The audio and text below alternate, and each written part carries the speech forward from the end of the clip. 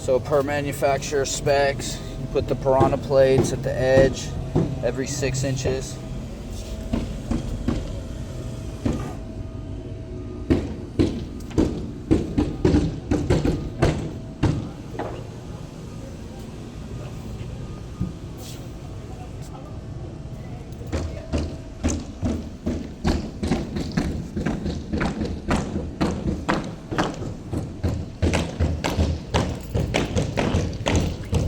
Same thing around units, 6 inches. It's already got the insulation around the HVAC curb, so we won't have to take that off.